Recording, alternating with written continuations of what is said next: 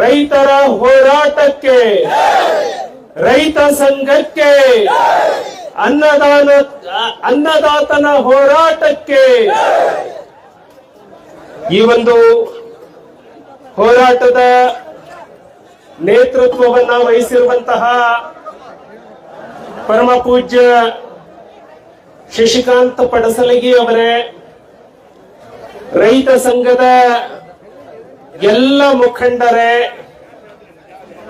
ಈ ಒಂದು ಹೋರಾಟಕ್ಕೆ ನಾನು ಭಾಗವಹಿಸಬೇಕು, ರೈತರ ಪರವಾಗಿ ನಾನು ನಿಲ್ಲಬೇಕು ಅಂತ ಹೇಳಿ ಈ ರಾಜ್ಯ ಕಂಡಂತಹ ರೈತ ನಾಯಕ, ರೈತ ಪರ ಹೋರಾಟಗಾರ, ರೈತರ ಧ್ವನಿಯಾಗಿದ್ದಂತಹ ಸನ್ಮಾನ್ಯ BS ಯಡಿಯೂರಪ್ಪನವರ ಪುತ್ರನಾಗಿ ಈ ಹೋರಾಟದಲ್ಲಿ ಭಾಗವಹಿಸುತ್ತಾನೆ ಅಂತ ಹೇಳಿ ಬಂದಿರುವಂತಹ ಸನ್ಮಾನ್ಯ BY ವಿಜಯೇಂದ್ರ ಅವರೇ, ರಾಜ್ಯಸಭಾ ಸದಸ್ಯರಾಗಿರುವಂತಹ ಸನ್ಮಾನ್ಯ ಈರಣ್ಣ ಕಡಾಡಿ ಅವರೇ, ಈ ಹೋರಾಟದಲ್ಲಿ ಭಾಗವಹಿಸಿ ನಮ್ಮೆಲ್ಲರಿಗೂ ಮಾರ್ಗದರ್ಶನವನ್ನ ನೀಡ್ತಾ ಇರುವಂತಹ ಪರಮ ಪೂಜ್ಯರೇ ಡಾಕ್ಟರ್ ವಿಶ್ವನಾಥ್ ಪಾಟೀಲ್ ಅವರೇ, ರಾಯಭಾಗ ತಾಲೂಕಿನ ಜನಪ್ರಿಯ ಶಾಸಕರಾದಂತಹ ಸನ್ಮಾನ್ಯ ದುರ್ಯೋಧನ ಐಹೊಳೆ ಅವರೇ,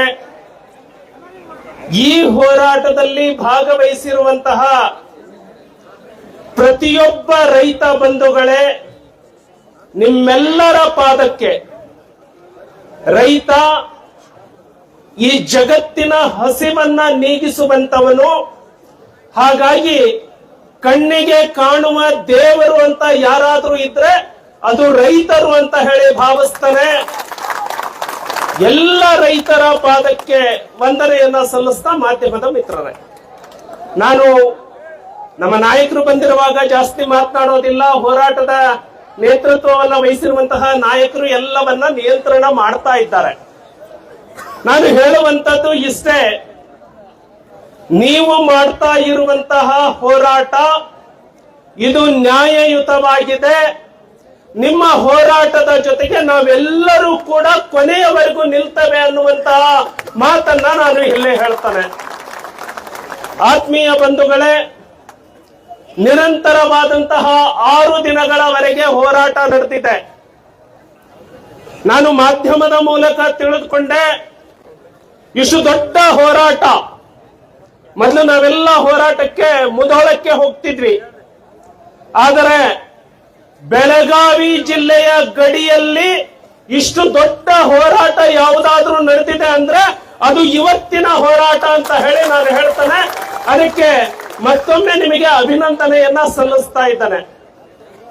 ನಾನು ಮಾಧ್ಯಮದ ಮೂಲಕ ತಿಳಿದುಕೊಂಡೆ, ಜಿಲ್ಲಾಧಿಕಾರಿಗಳು ಒಂದು ಸಾರಿ ಬಂದು ಚರ್ಚೆಯನ್ನ ಮಾಡಿದ್ದಾರೆ.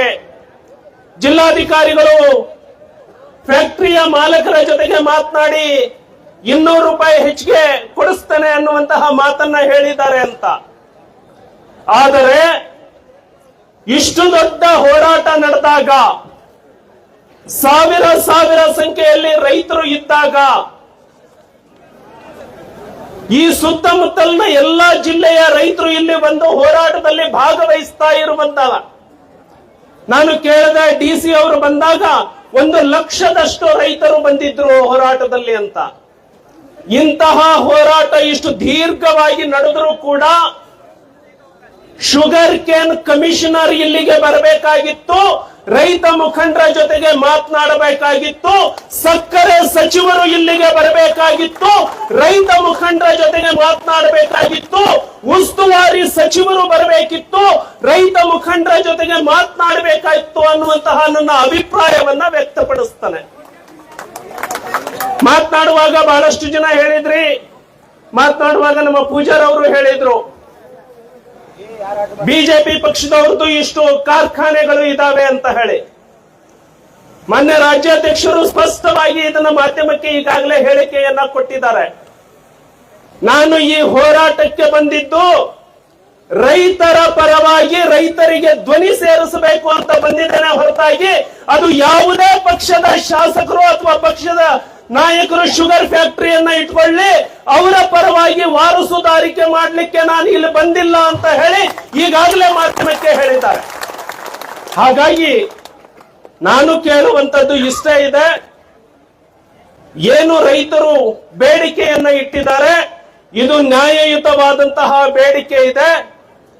ರೈತ ಸಂಘದ ನೇತೃತ್ವದಲ್ಲಿ ನಡೀತಾ ಇರುವಂತಹ ಹೋರಾಟ, ಮತ್ತೊಮ್ಮೆ ರಿಪೀಟ್ ಮಾಡ್ತವೆ, ರೈತ ಸಂಘದ ನೇತೃತ್ವದಲ್ಲಿ ನಡೀತಾ ಇರುವಂತಹ ಹೋರಾಟ. ನಿಮ್ಮ ಬೇಡಿಕೆ ನ್ಯಾಯಯುತವಾಗಿದೆ. ನಿಮ್ಮ ಬೇಡಿಕೆ ಈಡೇರೋವರೆಗೂ ನಾವು ಕೂಡ ನಿರಂತರವಾಗಿ ನಿಮ್ಮ ಜೊತೆಗೆ ನಿಲ್ಲುತ್ತೇವೆ ಅನ್ನುವಂತಹ ಮಾತನ್ನ ಹೇಳ್ತಾ, ನಿಮ್ಮ ಹೋರಾಟ ಯಶಸ್ವಿಯಾಗಲಿ. ಈ ಹೋರಾಟ ಮಾಡಿದ ಅನುಭವ, ನಿಮ್ಮ ಜೊತೆಗೆ ಬಿಸಿಲಲ್ಲಿ ಹೋರಾಟ ಮಾಡಿದ ಅನುಭವ ನನಗೂ ಇದೆ. ನಿನ್ನೆ ರಾಜು ಶೆಟ್ಟಿ ಅವರು ಬಂದು ಕೂಡ ಈ ಹೋರಾಟದಲ್ಲಿ ಭಾಗವಹಿಸಿ ಹೋಗಿದ್ದಾರೆ.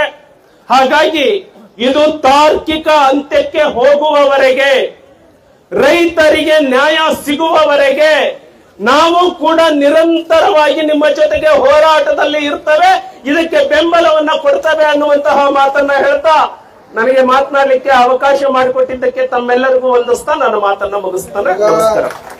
ರಾಜು ಸಾಹೇಬ್ರಿಗೆ ಇನ್ನೊಂದು ಜೋರಾಗಿ ಚಪ್ಪಾಳೆ ಬಾರ್ತಾರೆ. ಯಾ ಗಾಡಿ ತೆಗಿರೋಪ್ಪ, 2 ಸಲ ಹೇಳುದು ಸಾಹೇಬ್ರ ನೋಡ್ರಿ. ಈಗ ಅದು MLA ಗಾಡಿ. ಈಗ ಈ ಕಾರ್ಯಕ್ರಮವನ್ನು ಉದ್ದೇಶಿಸಿ ನಮ್ಮ ರಾಜ್ಯಸಭಾ ಸದಸ್ಯರಾಗಿರ್ತಕ್ಕಂಥ